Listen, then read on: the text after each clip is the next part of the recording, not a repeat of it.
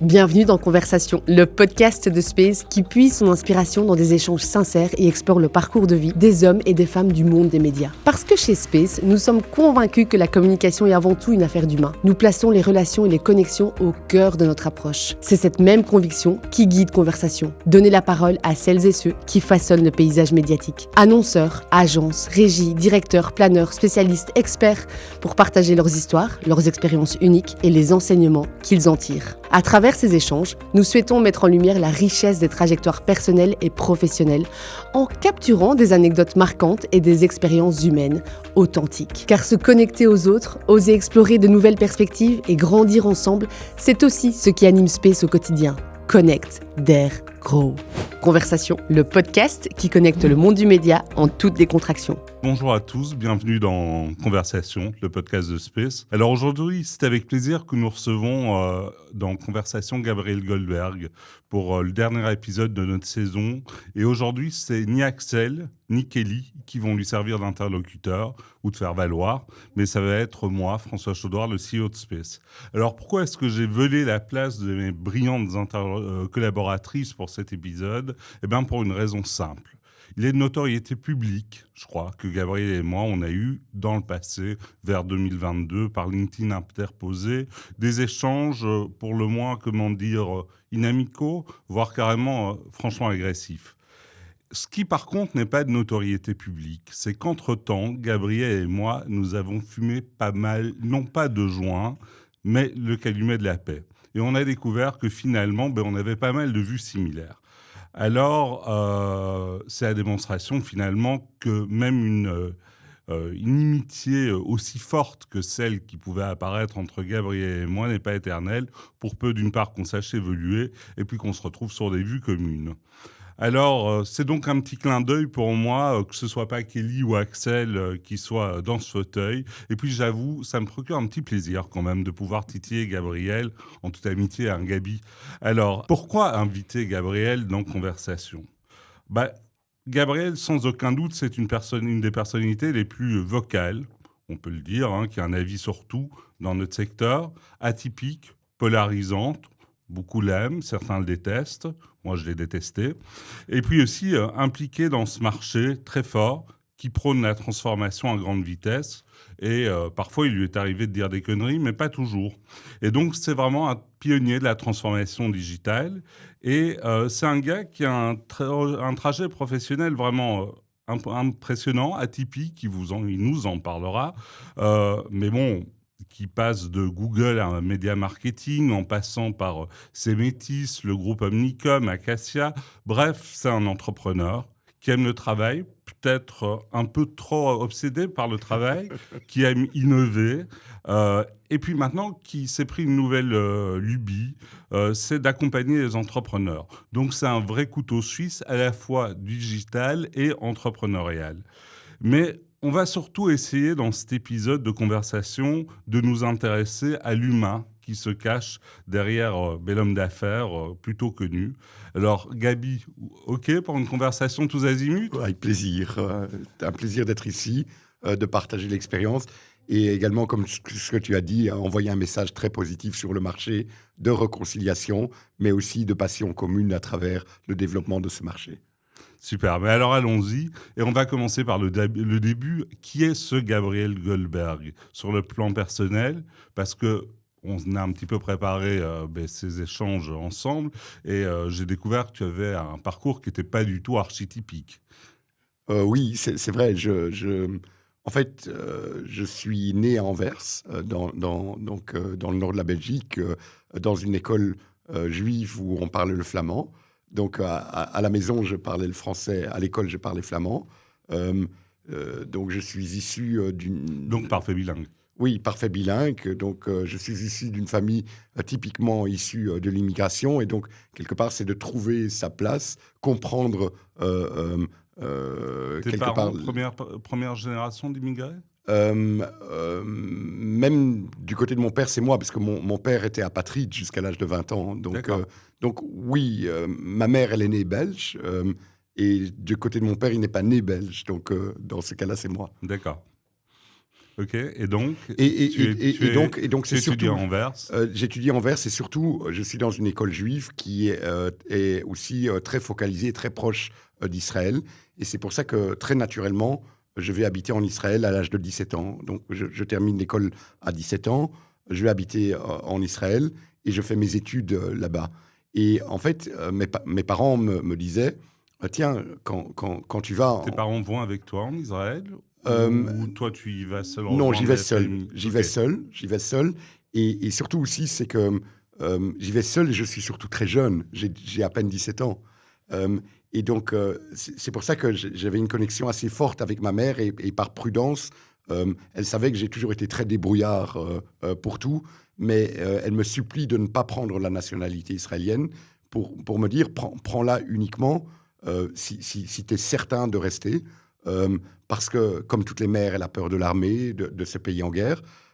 Et donc, c'est un deal que je respecte. Et j'ai adoré mon temps en Israël, mais c'est en Israël que je me rends compte que ce n'est pas en Israël que je veux vivre, mais que c'est Israël en de Europe. quel âge à quel âge? Entre mes 17 et mes 21 ans. D'accord. Et alors, le petit Gabriel, bon élève, mauvais élève? Euh, En fait, j'étais un élève moyen. Je dirais que j'ai une petite anecdote par rapport à ça, c'est que je savais comment faire le moindre effort pour réussir. Surtout parce que je m'emmerdais à l'école. Ça c'était la réalité. L'anecdote, c'est qu'il y a une année, Donc trop intelligent pour l'école. Hmm, mais peut-être pas assez nourri intellectuellement, peut-être plus ça. Et donc il y a une année où 6 examens, j'ai mal calculé mon coût et je les ai eus tous les 6, une moyenne de 48-49%. Et donc théoriquement, je devais doubler mon année. Mais le directeur, il passe un accord de nouveau avec ma mère. Donc au passage, un clin d'œil à ma mère, il lui dit, voilà, je vais lui faire passer les 6 examens de passage, mais il n'a pas le droit de vacances cet été. Et donc, depuis, j'ai jamais raté un examen de ma vie. Donc doser l'effort pour réussir, quoi. À cette époque, oui. À cette époque, oui. Bon, et vu que tu t'emmerdes à l'école, tu fais quoi? C'est la musique, c'est les filles, c'est... Alors, pas les filles encore. J'étais très jeune, peut-être un peu renfermé, coincé pour ça. Mais beaucoup de musique, oui. La musique me passionne énormément. D'ailleurs, c'est à travers la musique que j'apprends l'anglais. Alors, tu nous as dit fan de Guns N' Roses. Oui, Roses, complètement. alors, t'es plus Sweet Child of Mine ou Welcome to the Jungle? Plus Sweet Child O' Mine. En fait, par exemple, un Don't Cry, Strangled, ou par exemple, Paradise City. C'est vrai que le premier album, il est assez incroyable, mais oui, je suis à fond Sweet Child O' Mine. Ok, super. Bon, tu quittes Israël, et alors là, qu'est-ce qui se passe dans ta vie? Alors, je quitte Israël surtout parce qu'à cette époque, donc on est là en 1999, et à cette époque, il y avait le plein emploi, et il y avait plein de sociétés qui recrutaient.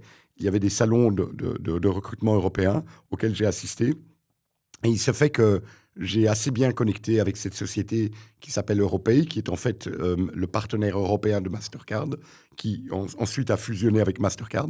Et ce que j'ai surtout adoré, c'est qu'à travers cette société, c'était des sociétés à ce moment-là qui avaient des programmes de graduate trainee étaient, qui étaient riches en formation. C'était ce genre de formation de 2 500 euros, même encore à cette époque, par jour.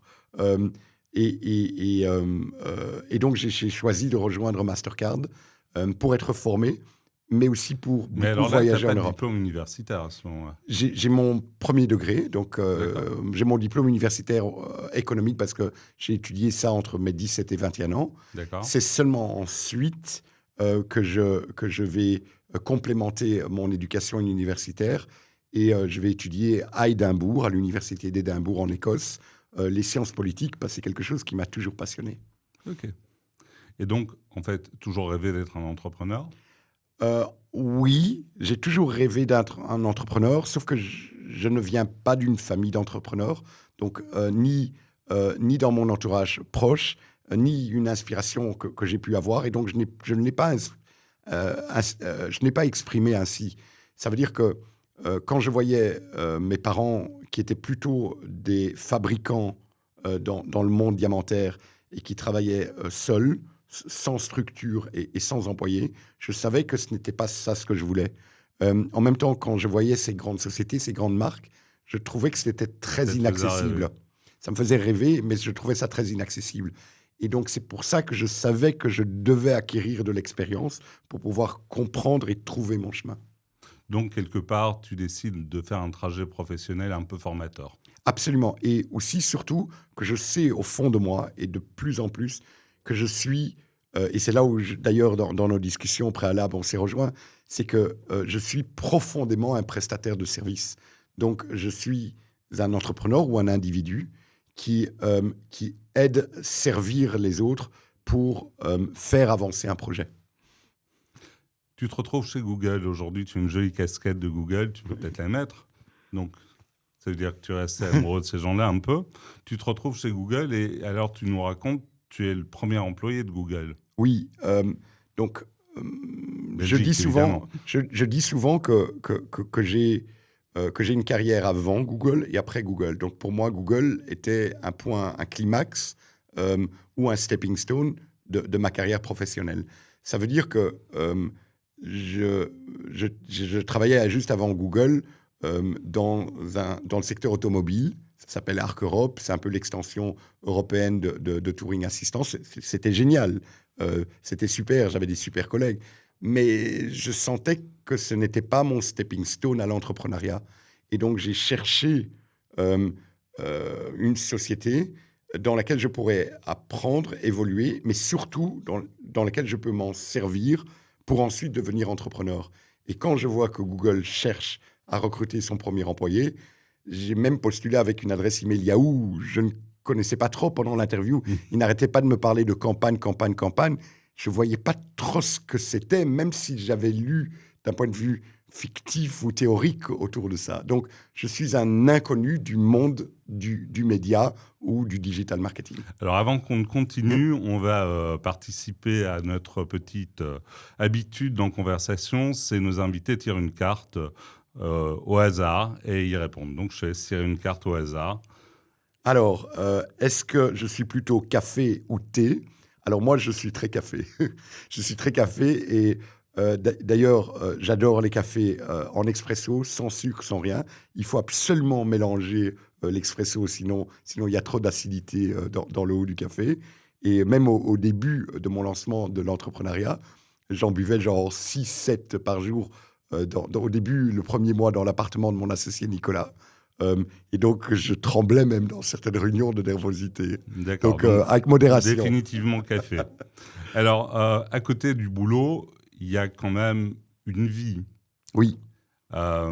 Qu'est-ce qui se passe dans ta vie pendant cette période où tu es chez Google ? Ou alors non, tu es full 3000% boulot et il n'y a que ça qui t'intéresse. Alors, bien sûr que je m'intègre à Bruxelles, que je rencontre des gens, que j'ai plein d'amis, que je vais à plein de manifestations culturelles, que j'adore le voyage et que j'adore la musique. Je vais souvent à des concerts de rock. J'adore. Mais en réalité, c'est vrai, tu as raison sur un point, c'est que pour moi, le travail et la vie, c'est un tout.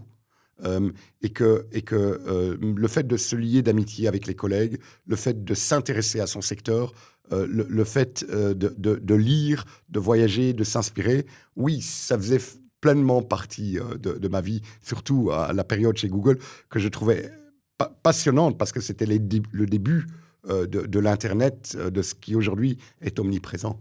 Alors, tu restes combien de temps chez Google ? À peu près 3 ans. Okay. Je commence chez Google en tant qu'account manager. Là aussi, c'est assez intéressant parce que quand je débute, ils me disent, voilà, tu as le choix. Tu veux être plutôt commercial, ils appelaient ça industry manager, ou tu veux être plutôt opérationnel, qu'ils appelaient ça account manager.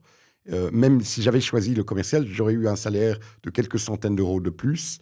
Mais intuitivement, j'ai choisi l'opérationnel puisque je voulais apprendre. Ensuite, j'ai évolué. À cette époque-là, d'ailleurs, je fréquentais aussi Space, je venais donner des formations, je connectais avec les équipes. Et en fait, c'est aussi à cette époque-là où je disais que je voulais absolument devenir responsable de la distribution, quelque chose que j'ai considéré faire d'une manière volontaire depuis le départ. Et c'est là où je rentre aussi dans l'équipe de management de Google Belgique, et donc que j'évolue au sein de la hiérarchie. Et là, tu passes 3 ans Oui. chez Google, et au bout de 3 ans, tu décides de te tirer. Oui. Mais donc ça... en fait... Non, la question, c'est pourquoi? Alors, en fait, j'ai toujours voulu être entrepreneur. Et déjà, de un, c'est de dire que potentiellement, c'était mon plan depuis le départ, sans le savoir. Mais il y a plusieurs éléments qui me poussent à le faire plus vite que prévu. D'abord, j'ai été tellement inspiré par les agences et l'innovation des agences que je voyais dans des pays voisins comme en France et en Grande-Bretagne, d'une part, ce qui nous a permis de développer une théorie autour du besoin d'avoir une synergie entre les métiers du digital qui étaient séparés au sein des agences ou qui étaient gérés par des agences différentes, et un roadshow qu'on a fait dans une dizaine d'agences dans lesquelles toutes les 10 agences nous ont dit qu'on est des illuminés. Ceci... Et ça ne te décourage pas? Justement, ça m'a encouragé. Parce qu'en fait, on en était tellement persuadés, parce qu'à ce moment-là, on est à peu près en 2008. Il y a cette crise financière qui est violente. Il y a cette crainte pour tout. Et à cette époque aussi, le digital était très peu mesuré ou mesurable. Et donc, nous, on était absolument persuadés, peut-être c'était le brainwashing Google, mais on était persuadés que l'avenir se trouvait dans ce que nous avons ensuite appelé le data-driven media. Mais on ne voulait pas l'exprimer en performance marketing parce qu'on ne voulait pas être cantonné. On ne voulait pas l'exprimer en termes de search parce qu'on ne voulait pas être cantonné. Mais c'était à peu près cette industrie naissante du digital mesuré à la performance et très axé data. Ok, et alors bon, donc à ce moment-là, tu quittes Google, vous montez une agence. Oui. CC Métis. Oui, CC Métis. Alors c'est quoi le déclencheur? À quel moment, tout d'un coup, tu te dis, voilà, je monte mon agence et je vais faire la nique à tous les grands groupes et leur apprendre un truc qu'ils sont incapables de faire à mes yeux? Alors, c'est plus de la préparation. Alors, ce dont tu mentionnes, c'est une posture, et je peux y revenir. C'est que j'en parle à mon collègue préféré, qui est Nicolas. Entre-temps, on est devenus très proches et très amis. On sortait même avec nos copines respectives en double date, donc on était très proches. Et il me dit, il faut qu'on le fasse absolument ensemble. Et donc, de ce travail commun naît une amitié, mais naît aussi une préparation très rigoureuse. Cette préparation qui a certainement duré probablement 12 mois. Une préparation au début d'1 fois par semaine, puis 2 fois par semaine, puis 3 fois par semaine, on restait au bureau jusqu'à minuit à préparer tous les éléments de la sortie de l'agence. Donc une préparation très, très rigoureuse. Et donc oui, puisqu'on voulait aller vite, on a aussi décidé d'avoir une certaine posture, mais après, la posture vient aussi avec une jeunesse et une inexpérience. Et cette inexpérience fait que j'ai dû me battre contre tout le monde. Et donc je faisais des sorties qui étaient connues pour ceux qui s'en rappellent il y a 15-20 ans, toujours anti l'un, anti l'autre, jusqu'à un point où j'ai arrêté de parler d'une chose ou de l'autre chose. Mais oui, ça faisait partie de l'attitude. Sur le Gabriel. Quel âge il a à ce moment-là, le Gabriel qui crée ses Métis? Il a 31 ans. Il a 31 ans. Aujourd'hui, j'en ai 47. Donc, c'est pour dire s'il y a 16 ans. Oui. Ok. Et donc, alors, finalement, une question qui est peut-être, la réponse peut être ces Métis ou autre chose, mais finalement, ça a été quoi ton premier défi? Parce que tu nous avais parlé d'un truc qui était assez intéressant pendant tes années en Israël. Oui. Et qui est assez révélateur de ta personnalité, moi, je trouvais. Par exemple, dans la préparation de ce podcast, on parlait quelle a été la première fois où tu as été face au secteur du média ou de la presse quotidienne. Et c'est vrai que quand je suis arrivé en Israël, je parlais couramment l'hébreu. mais pas assez bien à mes yeux pour pouvoir vraiment maîtriser cette langue. Et il y a un journal que d'ailleurs j'adore et que je continue encore à lire, sa version anglaise et parfois sa version israélienne, s'appelle Haaretz. C'est un journal qui est plutôt de centre-gauche, mais surtout très intellectuel et, et avec une énorme... avec un esprit très critique. Et en fait, je me suis mis comme défi que je voulais lire ce journal de A à Z parfaitement. Mais eux, qui sont les plus intellectuels parmi les Israéliens, ils écrivent un langage très compliqué, avec des longues phrases, avec des mots très compliqués. Donc, ce défi-là m'a permis de mieux m'intégrer dans la société israélienne, mais ça m'a pris 2 ans à pouvoir lire ce journal d'une manière satisfaisante. Donc on peut dire de toi, quand tu veux un truc, tu te bats jusqu'au bout pour l'avoir. Oui. Okay. Bon, alors, c'est Métis, secret, tu as 31 ans, à côté de ça, pas de femme, rien. Non, pire encore. La copine avec qui j'étais depuis longtemps, elle me largue parce que je n'ai pas assez le temps pour elle et que je passe trop de temps à travailler. Donc, c'est des choses que je me réalise seulement par après. Un peu, ça. Oui, mais trop jeune pour l'anticiper. Mais Okay. c'est la vie. Et donc, de toute façon, je ne faisais que travailler. J'en ai encore parlé ce matin lors d'une conférence auprès des étudiants.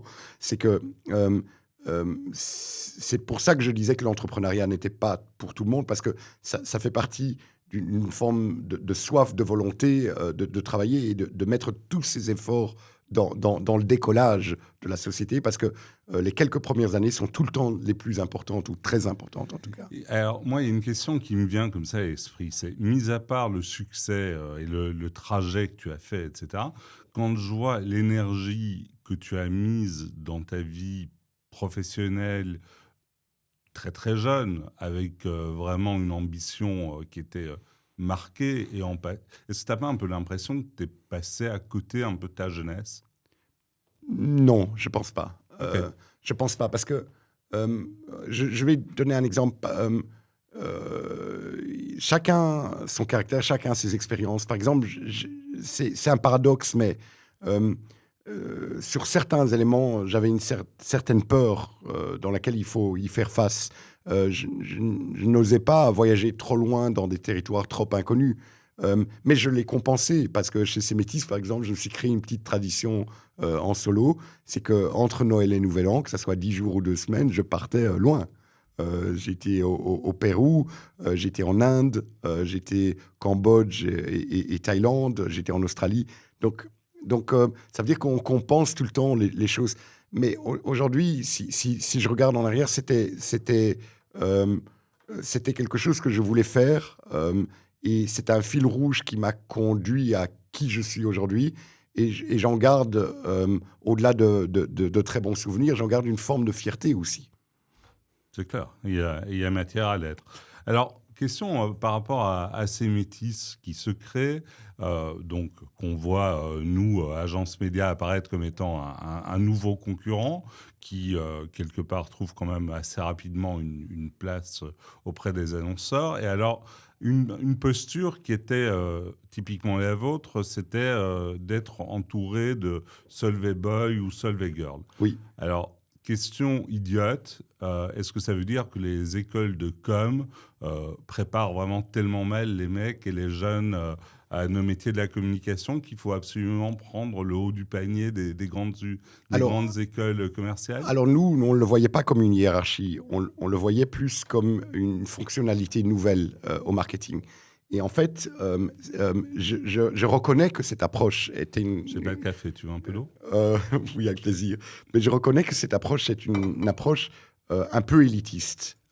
Et d'ailleurs, une continuité de ce qu'on a appris chez Google. Je le reconnais.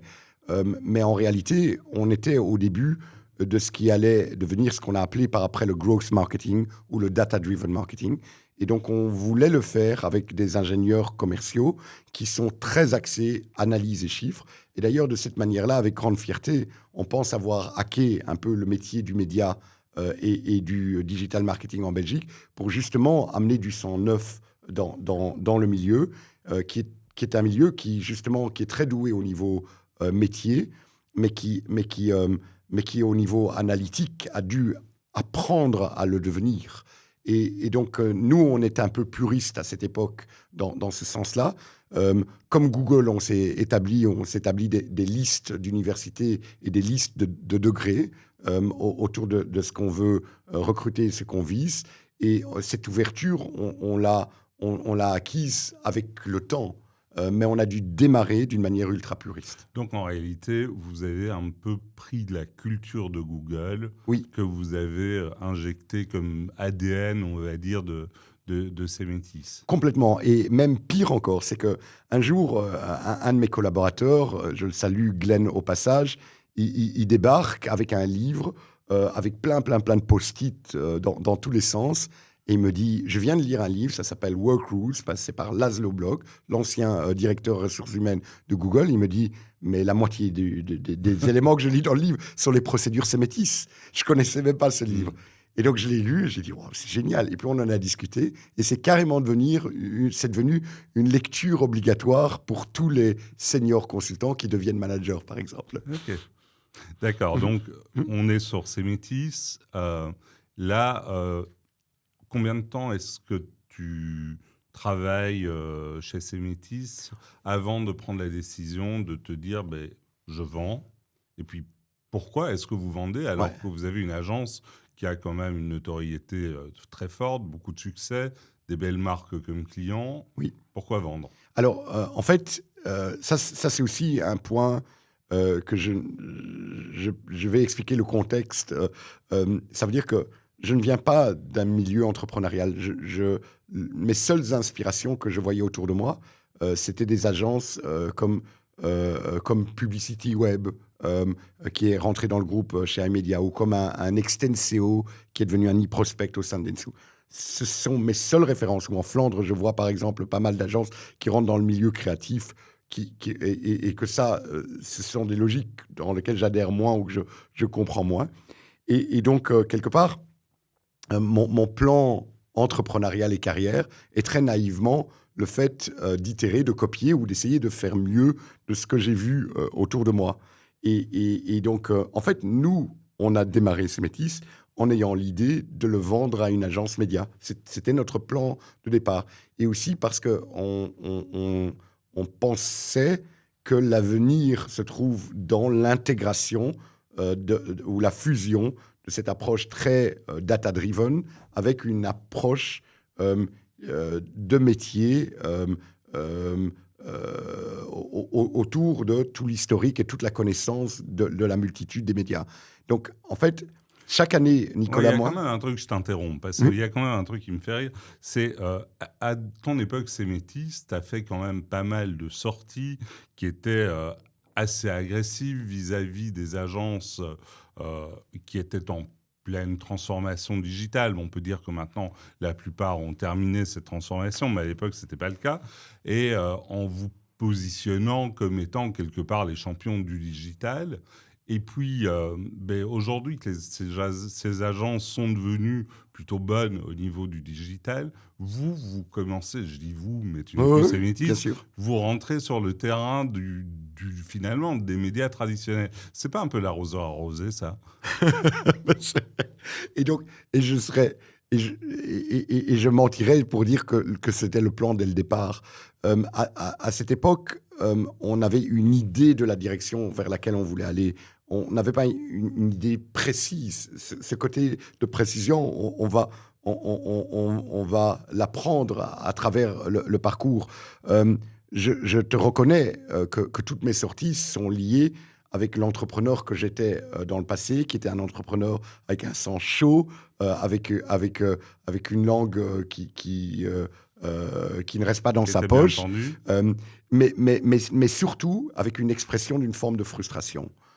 Une forme de frustration que les choses n'avancent pas assez vite, que la transformation digitale n'est pas assez rapide, que les planeurs dans les agences médias sont séparés entre digital et above the line ou non digital, qui se disputent à travers les budgets et qui ont des tensions une ou deux fois par année quand on discute des budgets, qui en réalité n'a pas lieu d'être, mais qui, à cette époque-là, était le dada ou le day-to-day de tous les jours des agences en transformation. Alors, je voudrais en revenir à toi. En fait, question que je ne t'ai pas posée, tu as des frères et sœurs? Oui, j'ai 3 frères. Je suis le deuxième d'une fratrie de 4 frères. Et ils sont tous obsédés du boulot comme toi? Alors, seulement un autre frère à moi, Michael, que je salue, qui est entrepreneur comme moi. Et donc, même dans nos premières années, il a une très belle société qui s'appelle FICAP. C'est un ingénieur en construction. Et donc, ils font de la gestion immobilière, mais aussi du développement en termes de projet. Et dans nos premières années, on a plus ou moins démarré en même temps. On allait boire un café presque une fois par semaine, à s'entraider, se partager des connaissances et des expériences. Ok, donc c'est quand même, je veux dire, vous vous êtes un peu automotivé l'un l'autre, Ouais. Probablement. Complètement. Esprit de compétition entre les deux, un peu, ou pas? Non, pas du tout. Vraiment, et ça, on le voit aussi beaucoup chez les entrepreneurs, c'est qu'il faut absolument s'entraider. Et ce qui est assez rigolo, c'est que quand on se lance comme entrepreneur, souvent on a des aides d'une manière très inattendue. Je me souviens, quand on s'est lancé pour Cemetis, un certain Mike Van Den Hoeft, qui à cette époque, lui, il avait créé Extenseo eProspect, qui était un concurrent. Il était très dur comme client quand nous, on était du côté Google, qui nous a, d'une manière très spontanée, généreusement invité à luncher, et qui nous a aussi un peu aidé à nos démarrages en nous référant à certains clients. Et donc, c'est difficile d'être entrepreneur, mais on vit aussi à travers une forme de générosité versus des nouvelles rencontres. Mais en fait, j'en viens toujours à cette époque-là où, quelque part, comme je disais, tu es vocal. Oui. Tu n'as pas la volonté absolue de te rendre sympathique systématiquement pour le sport. Oui, c'est pas le but. Tu ne détestes pas même peut-être l'idée d'être un peu antipathique. Ou alors c'est un truc que tu fais un peu stratégiquement, mais tu te dis c'est quand même pas gai de passer pour l'emmerdeur de service par moment. Ou tu t'en fous. Non, c'est ni l'un ni l'autre, je trouve. Je suis focalisé sur ma mission à cette époque. Je suis focalisé sur ma mission. Je m'en fous de l'emballage. D'ailleurs, je l'ai été reproché au sein de mon équipe. C'est pour ça qu'à une certaine époque, j'ai pris contact avec tous dont toi, je me souviens aussi de cette réunion ou de cette approche en disant « Nous avons des clients en commun, voyons-nous, apprenons à nous connaître ». Bon, ça a été pas non plus une approche de charme complètement accueillie sur le marché, ce qui est normal. Mais en tout cas, c'était mon équipe qui m'a demandé de le faire. Donc, c'était voulu en lien de l'équipe. Donc, pour toi, tu es un manager, mais pas un despote. Tu écoutes oui, mais complètement, oui, absolument. Mais équipes. tout le contraire d'un despote. Je suis énormément à l'écoute. L'humain est au centre. C'est vrai que mon job est de l'idée avec une vision, mais je fais énormément confiance aux gens. Justement, c'est de notoriété aussi publique que chez Cemetis, la culture d'entreprise est telle que les gens ont des responsabilités bien avant l'âge. Alors, au bout de 7 ans, donc, tu te dis, maintenant, j'ai fait le tour de la question, autant laisser le bébé à quelqu'un d'autre, Oui. Alors, peut-être me lancer dans autre chose. Alors, tu as un plan déjà, tu as une perspective suivante. Non, et c'est là où au-delà de la vente. C'est là où j'étais naïf. Tu te dis, je vends et je verrai ce que je vais foutre après. C'est plutôt ça. Il y a un côté un peu naïf. Et c'est aussi pour ça que quand je parle à des jeunes, je leur dis de mieux gérer leur carrière que moi. Parce que c'est bien de dire que les choses ont été vite, parce qu'ils ont été vite de mon côté. Mais en fait, tu te retrouves là, quand tu n'es plus opérationnel, tu te dis « OK, what's next? Qu'est-ce que je vais faire ?» Alors, je peux te raconter une belle histoire, et j'en ai des belles histoires, parce que j'arrive à le transformer en storytelling. Mais la réalité est telle que quand je n'étais plus responsable de l'opérationnel Donc, j'étais toujours actionnaire sémétisme avec un rôle mineur dans le conseil d'administration et de conseiller ou de coach du leadership. Et que le premier confinement est arrivé dans le Covid, je m'emmerdais comme pas possible. Mais là, Sémétis était déjà vendu Ouais, à Nicole. ouais. À ce moment-là. Alors, si je reviens sur le pourquoi la vente, c'est que chaque année, Nicolas et moi, on avait une réunion d'associés. On avait traditionnellement cette réunion entre Noël et Nouvel An, ou avant Noël, sur base des vacances de Oui, chacun. parce que tu nous disais que tu partais là, à Noël pendant le jour. Oui, ça dépend d'année en année. Et donc, à chaque année, on disait, est-ce qu'on est prêt, est-ce qu'on n'est pas prêt? Et à un certain moment, on s'était dit, bon, là, je pense qu'on est prêt. Et donc, on a dit, bon, pour être prêt, il faut recruter un consultant et un avocat pour nous accompagner, puisqu'on croit profondément dans les prestataires de services et que ceux qui font ce genre de démarche seuls sont des fous, à nos yeux. Il faut se faire accompagner. Et parallèlement à ça, IPG nous contacte et nous dit, voilà, on cherche à acquérir une agence. Ça a prescription, donc je peux en parler aujourd'hui. Et donc, nos premières discussions étaient avec IPG. Mais nous, en parallèlement, on travaillait avec les consultants et l'avocat pour mettre en place le dossier. Et quand on met en place le dossier, on contacte à ce moment-là tous les acteurs du marché. Et en fait, en réalité, on avait 4 conversations ongoing pendant 1 an, dans laquelle aucun leak est sorti. Donc, on est aussi fiers d'avoir mené ces discussions d'une manière discrète. Qu'est-ce qui se passe pendant 1 an comme ça, quand on a l'impression d'avoir un bijou en main? Alors, je ne m'en rends pas compte. Et qu'on se dit, tout le monde va se l'arracher. Alors, je ne m'en rends pas compte du que tout. c'est pas si simple. Je m'en rends compte pas, parce que ma relation, comme elle était avec toi ou avec d'autres, elle était tendue. Et donc, naïvement, je me dis qu'on aura aussi des discussions tendues avec d'autres acteurs. Et je me disais aussi que ça va avoir à voir avec ma personnalité, qui est une personnalité d'un dur, d'un battant, de quelqu'un qui veut faire avancer les choses, malgré le besoin, à la limite, de lenteur dans une forme de transformation. Et que du contraire, on a approché 5-6 acteurs. Dans les 5-6 acteurs qu'on a approchés, il y en a 4 qui discutent activement. Je peux les citer. Il s'agit de Groupe M à travers Mindshare Londres. Il s'agissait donc de Havas, qui a été fait en parallèle avec Hugues, de IPM et d'Omnicom. Et donc, ces 4 discussions en parallèle, oui, à ce moment-là, je me rends compte que j'ai un bijou en main, ce que je ne me rendais pas compte avant. Ok. Ça s'est fait dans ce sens-là. Et ce qui est aussi assez intéressant à ce moment-là, puisque souvent j'ai été taxé de bluffeur sur le marché par rapport à notre travail ou nos volumes, c'est que je me rends compte à ce moment-là que nos, entre guillemets, volumes sur le digital sont à cette époque 3 à 4 fois supérieurs que chacune des agences respectivement. D'accord. Et donc je me dis... Ce qui est normal, parce que vous ne faisiez que ça aussi. Non, mais je parle de la partie digitale, mais en partant de zéro et en n'ayant aucune relation à ce moment-là avec les grandes marques, ce qui n'est pas le cas des grands groupes qui ont déjà, in fine, les relations avec les grandes marques. Et c'est là où je me rends compte... D'où le mot bijou. Oui, c'est là où je me rends compte que c'est qu'il y a une méthodologie, c'est que cette méthodologie, elle paye, c'est que... Et en fait... notre méthodologie était basée, c'est encore toujours le cas, sur cette croissance commune entre le client et l'agence.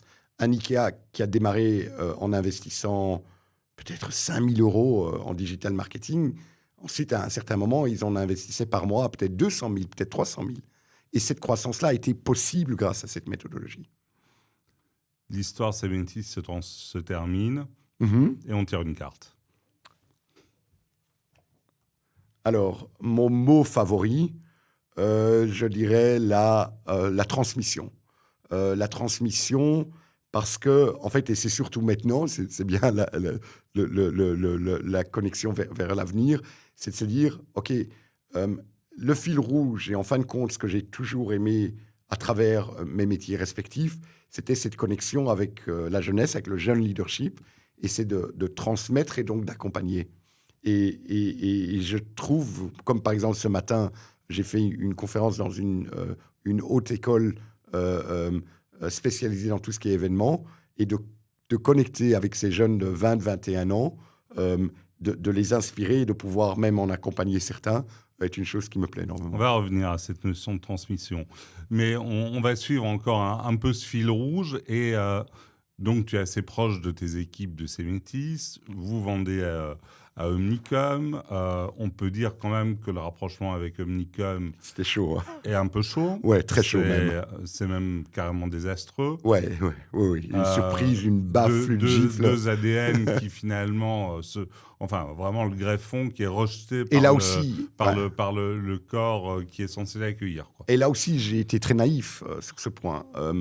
Faut contextualiser. Pendant des mois et des mois, la due deal, donc l'évaluation de tous les documents, la confirmation de l'offre, le système, les contacts ont été avec Omnicom Europe et Omnicom US. Les contacts avec Omnicom Belgique se sont faits à travers, pour ceux qui s'en souviennent, Dominique Deville, une personne que j'apprécie énormément et qui est encore une amie proche. Mais Dominique Deville, on lui demande à cette époque de ne pas s'en mêler. Bon, il y a une forme... il y a à cette époque-là, au sein d'Omnicom, il y a une difficulté de dégager du bénéfice, donc de la tension entre la filiale belge et le groupe qui a son QG à Londres. Et donc déjà pas mal de tensions en interne. Et donc, eux aussi, très naïvement, ils se sont dit, ah tiens, on va acheter Cemetis. Et du jour au lendemain, on a un PNL groupe qui est ouvert. Et donc, moi, je ne connaissais pas ce genre de manipulation, ce jeu, parce que de nouveau, j'étais focalisé sur ma spécialité. Donc, aussi, encore un élément, c'est que j'arrive au sein du groupe. Mon boss est en réalité le boss d'IMEA. Donc, même si techniquement, mon boss est Dominique Deville, mais en réalité, Dominique et moi, à cette époque, on est plus ou moins au même niveau et on rapporte à la même personne. Et donc, l'idée également était de vendre nos services à travers les clients du groupe. Bien sûr.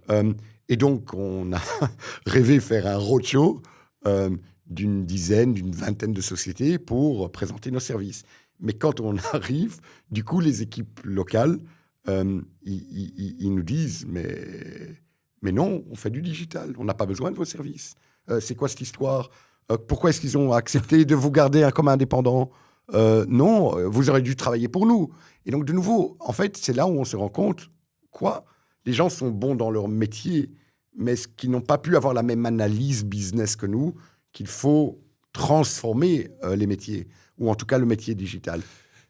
Est-ce que, en l'ayant vu, en l'ayant vécu, et en ayant probablement un peu souffert, parce que bon, ça n'a pas dû être une période rigolote pour toi, est-ce que tu te dis, tiens, si c'était à refaire, je le referais autrement ? Alors, c'est une très bonne question. J'essaye de oui, te décevoir trop. Merci, c'est une très bonne question. Mais en fait, je me suis posé cette question plusieurs fois et je n'ai pas de réponse claire, parce que clairement, j'aurais été plus rond et moins conflictuel. Et là aussi, j'étais sur ma tour d'ivoire, j'ai essayé. À un certain moment, je me suis fâché et c'est parti en couille. Et en plus de ça, c'est parti plus ou moins dans nos directions, et je peux y revenir. Mais en réalité, on travaillait d'une manière tellement impliquée, tellement concentrée, avec des équipes ultra opérationnelles. Ça veut dire que, d'accord, j'aurais probablement dû être beaucoup plus rond et plus poli.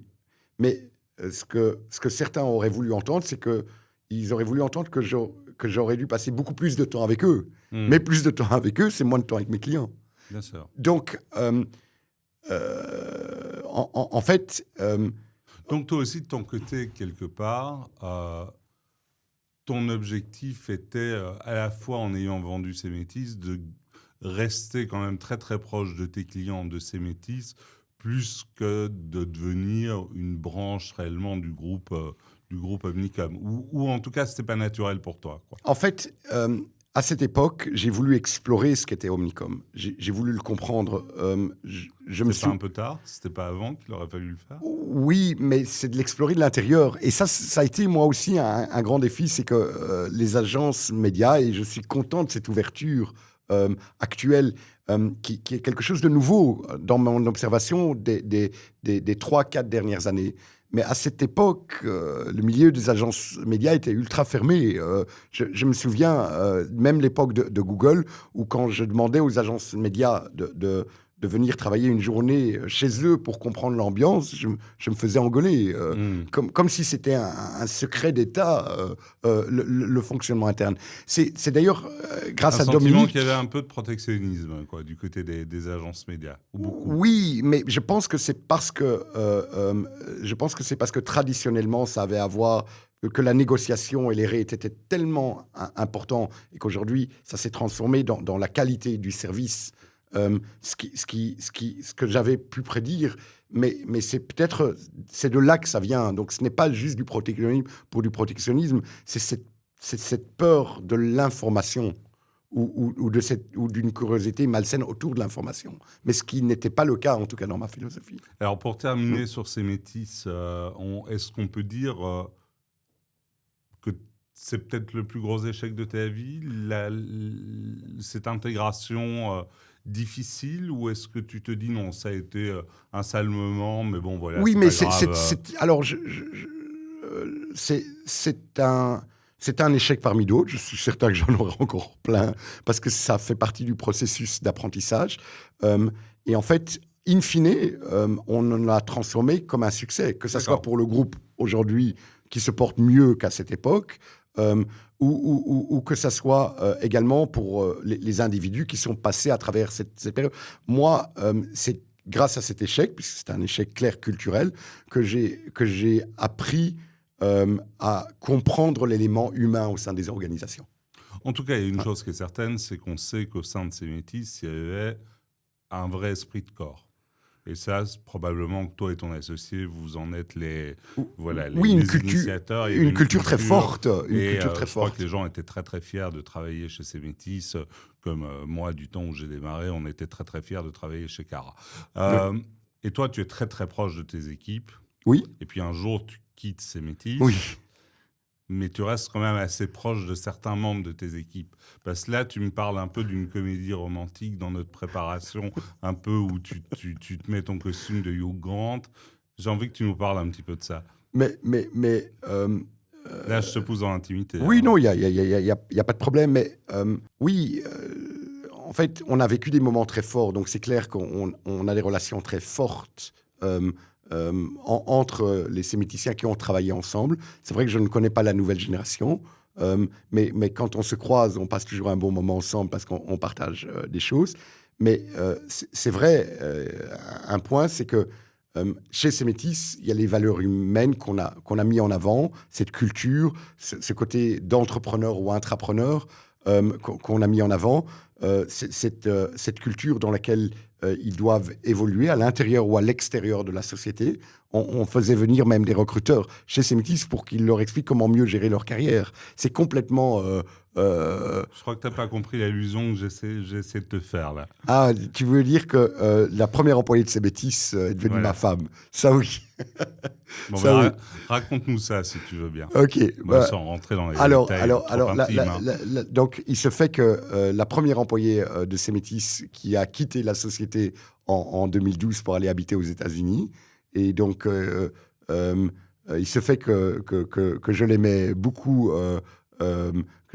mais que je ne l'ai jamais exprimé, bien sûr, parce que je n'ai pas pu le faire en tant que patron. Et donc, je suis allé voyager aux États-Unis pour le lui exprimer.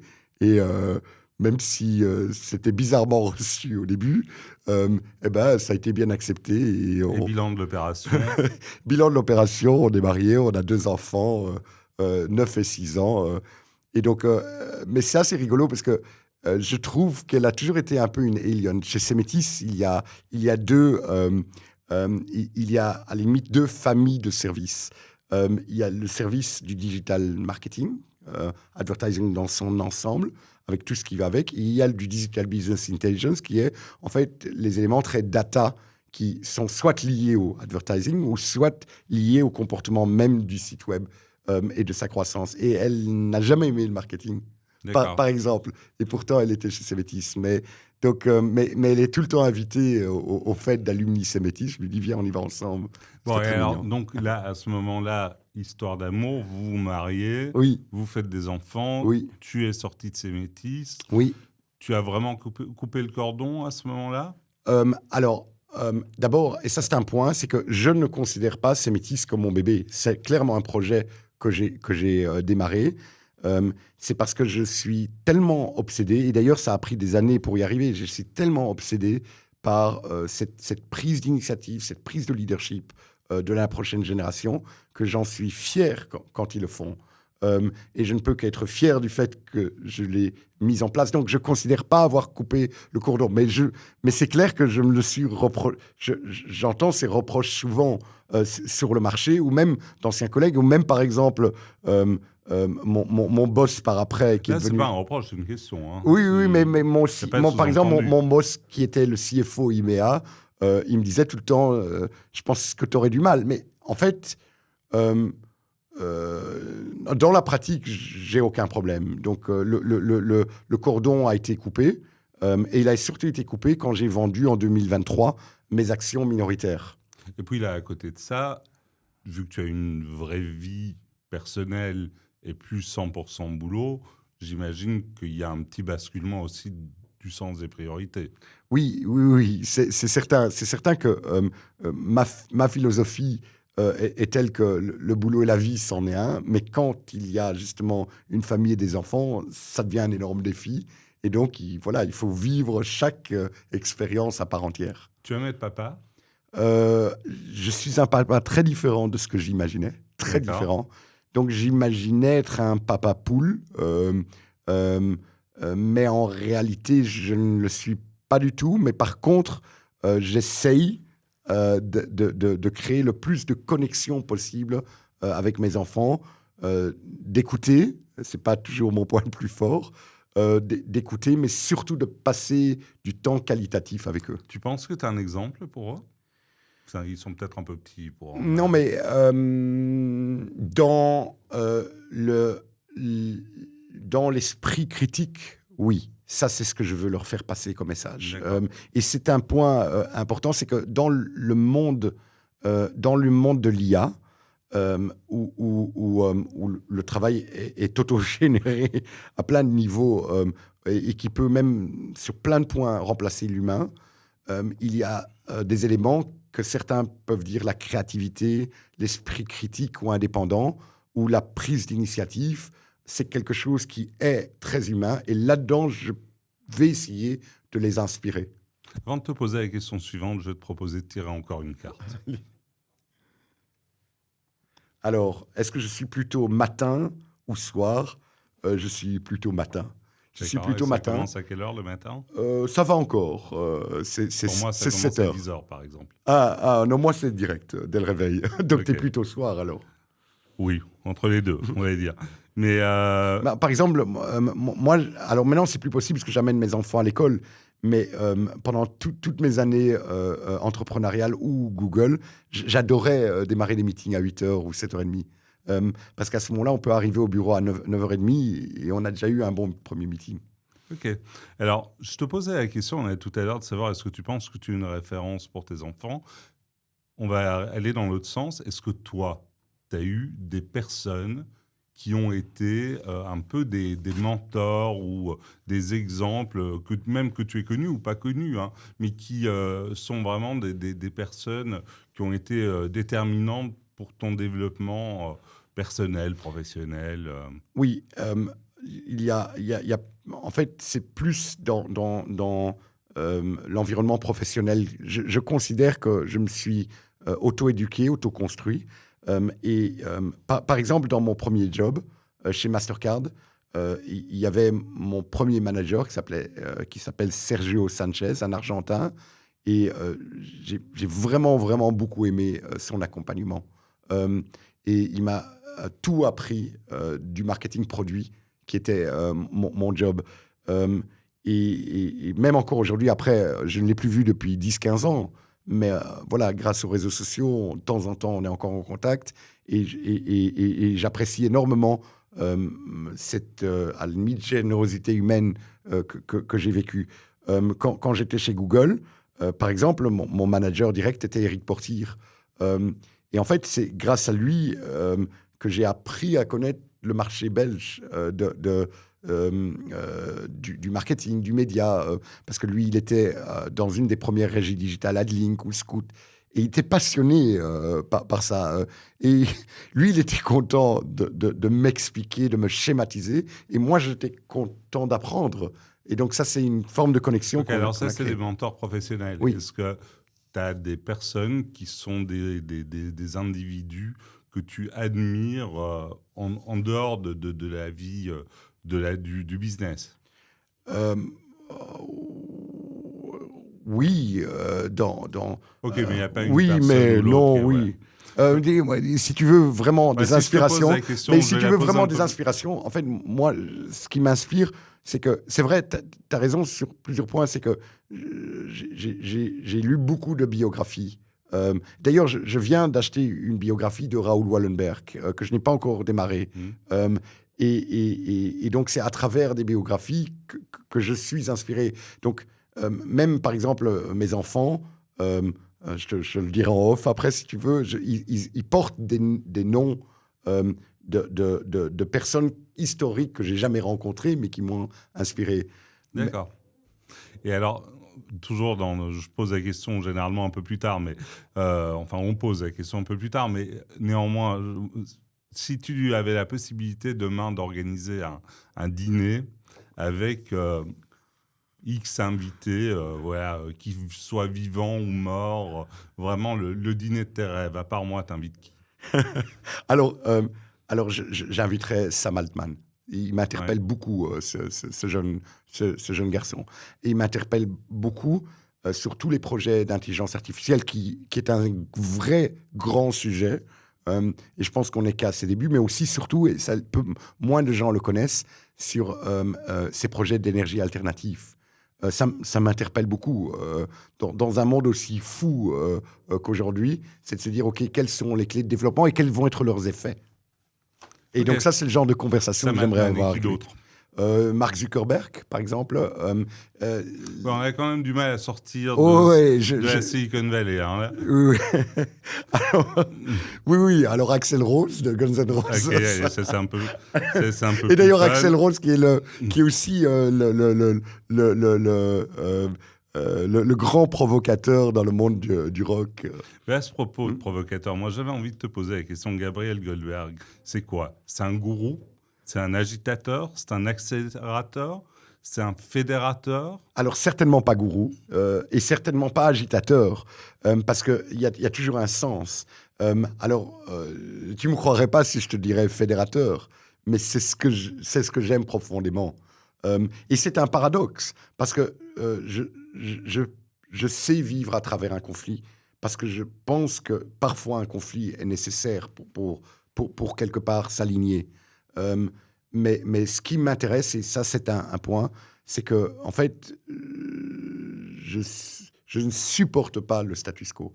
Je veux que les projets avancent. Alors ça, c'était vraiment, ça c'est une des questions, tu me la voles, que j'avais envie de te poser, c'est comprendre. D'abord, tu as toujours été comme ça. Oui, tout le temps. C'est je veux dire, cette espèce de forme d'hyperactivité, de la recherche du résultat rapide et de la transformation rapide, etc. C'est pas épuisant? Oui, c'est épuisant. Oui. Des fois, je me demande à quoi ça sert. Pourquoi est-ce que je me suis embarqué là-dedans? Je me le demande, mais et puis au fond de moi, c'est la nature. Oui, et surtout que il y a rien de plus satisfaisant que l'évolution des personnes, des projets, des sociétés. Et donc, c'est ma nature, c'est ce qu'il y a autour de moi, et c'est devenu un peu ma spécialité. Ok. Et donc, ta spécialité maintenant, ton ambition, c'est quelque part, tu me disais, d'accompagner les jeunes entrepreneurs. Oui. Un peu dans tous les secteurs, pas forcément exclusivement dans le secteur du numérique. Oui, mais il y a un fil rouge. Le fil rouge, c'est quand même le revenu récurrent. C'est quelque chose que j'ai appris de mon temps chez Google et chez Cemetis ou chez Omnicom. C'est que ce revenu récurrent, il se trouve dans les sociétés de services, mais il se trouve également dans les sociétés de produits. Donc des logiciels, des produits, du revenu récurrent sur base ou sous forme d'abonnement. Et donc, pourquoi est-ce que ce fil conducteur, c'est parce que il apporte souvent les mêmes questions qui ensuite ont une richesse de réponses de secteur en secteur, mais sur le réseau de distribution, le réseau de vente, le marketing, le positionnement, l'équipe, etc., etc. Alors tu m'as dit, parce qu'on arrive vraiment à la fin de ce podcast, tu m'as dit, je t'ai posé la question, réfléchis un petit peu, est-ce que tu as une devise, est-ce que tu as un credo ? Et Ouais. tu m'en avais trouvé un, tu m'avais dit, tu avais réfléchi un peu, et puis tu m'avais dit, moi j'ai noté, je peux le dire si tu Oui. veux, tu m'avais dit, chaque personne a un talent Oui. qui est gage de sa liberté. Oui. Je trouvais ça assez joli humainement. Mhm. Ça, c'est vraiment la chose qui t'anime. Alors, quand tu accompagnes ces jeunes, c'est d'essayer mais de au-delà, les aider à... bien au-delà de ça. Et en fait, j'ai pensé à ça la première fois où Silver Square a demandé de faire un événement autour de mon parcours, ou en tout cas de mes convictions personnelles. Ils appellent ça Entrepreneur Get Naked. Et en fait, je l'ai exprimé là pour la première fois. Et en fait, je me suis rendu compte que j'aime la liberté. J'aime la liberté, j'aime les opinions des autres, la diversité à travers les opinions. Et que, en fait, je me suis aussi rendu compte que pas tout le monde est libre. Et en fait, que cette liberté, c'est comme s'il faut l'acheter. Et il ne faut pas l'acheter avec de l'argent, mais peut-être avec le fruit de son travail. Et parallèlement à ça, je crois profondément que tout le monde a un talent. Et que les gens doivent trouver leur voie et leur talent. Et c'est en alignant leur talent avec, à la limite, que ce soit leur travail ou leur projet, de cette manière-là, ils peuvent en capitaliser tout le monde à son niveau d'ambition et de cette manière-là acheter leur liberté. Et c'est ce que je souhaite à tout le monde. Comme toi, qui a une énergie et qui considère que le capital travail est quelque chose d'absolument déterminant, à côté de ça, on se retrouve quand même face à des générations qui ont un tout autre rapport au travail. Oui, complètement. Et quelque part, tu as quand même choisi d'accompagner ces jeunes. Oui. Donc, comment est-ce que tu arrives à allier ça ? Tu leur bottes le cul en disant « Attends, mon vieux, on n'est pas là pour se reposer, maintenant on avance » ou bien non? Oui, mais ça veut dire que je respecte énormément cette volonté d'utiliser le travail plus comme un moyen que comme une définition totalement. Je le respecte.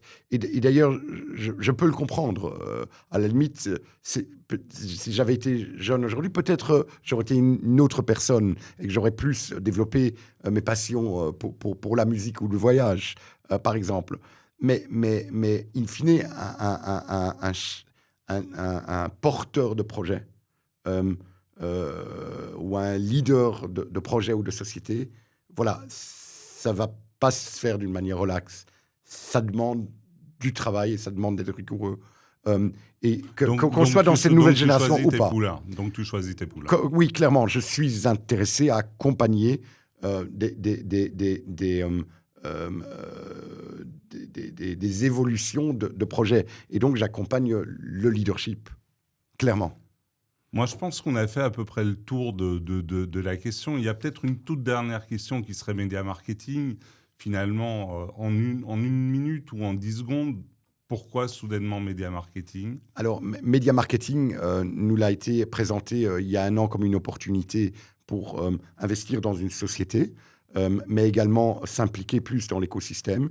Il se fait aussi qu'une personne que j'ai rencontrée, donc justement un jeune entrepreneur, Jean-Vianney Philippe, cherchait justement ce type de projet et je trouvais que c'était l'opportunité idéale. Donc moi, ici, je suis un investisseur et un accompagnateur du leadership pour leur permettre de développer média marketing pour être plus relevant, plus moderne, plus axé sur la communauté, le partage plus aussi axé sur les jeunes, la starification des jeunes, la mise en avant du talent belge. Et donc, je trouvais que c'était une opportunité. Et c'est pas le porte-voix de Gabriel Goldberg. Ah, absolument pas. Non, alors là, absolument pas. Ok, très bien. Bon, mais moi, je crois qu'on a vraiment fait le tour de la question. Est-ce que tu es rassuré sur un point? Est-ce qu'il y a une question, tu te disais, putain, j'espère qu'il ne la posera jamais? Alors, C'est quoi cette question? je voulais pas que tu me poses une question sur ce que je vais faire après ou la pension, parce que j'ai vraiment aucune idée. Et moi, j'aimerais justement, à travers ces échanges, à travers ce travail, j'aimerais continuer à être impliqué dans le secteur, comprendre et accompagner la nouvelle génération et permettre à ce moment-là de vivre à travers leurs yeux la transformation de notre secteur. Alors, ce qui est génial, c'est que je crois qu'on a eu une super conversation. C'est un peu dommage qu'on soit limité à 1 heure. Je crois qu'on aurait pu en faire une deuxième, mais là, ça deviendrait peut-être un petit peu long. Moi, je me suis bien amusé. Merci. Je ne sais pas si toi, tu t'es bien amusé de ton côté. Pareil. J'espère que les gens qui nous écouteront auront du plaisir à nous écouter et surtout auront découvert probablement une facette. Et c'est génial, et merci pour l'initiative. Comme j'ai dit depuis le début, merci pour l'audace. Et que, puisqu'on est dans les mots de la fin, que cette conversation, aussi courte qu'elle est, aussi brève, qu'elle serve d'inspiration pour justement, pour connecter ou pour reconnecter. Et pour pouvoir voir que 2 personnes qui ont eu des tensions dans le passé peuvent montrer le chemin, aller dans le chemin de la réconciliation, même de la collaboration. Allez en paix, mes frères.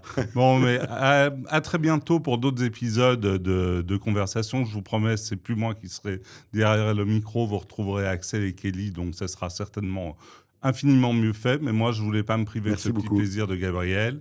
Merci beaucoup, Gabriel, et à très bientôt à tous. Au revoir. Merci beaucoup. C'est déjà la fin de cet épisode de Conversation. J'espère que cet épisode vous aura plu.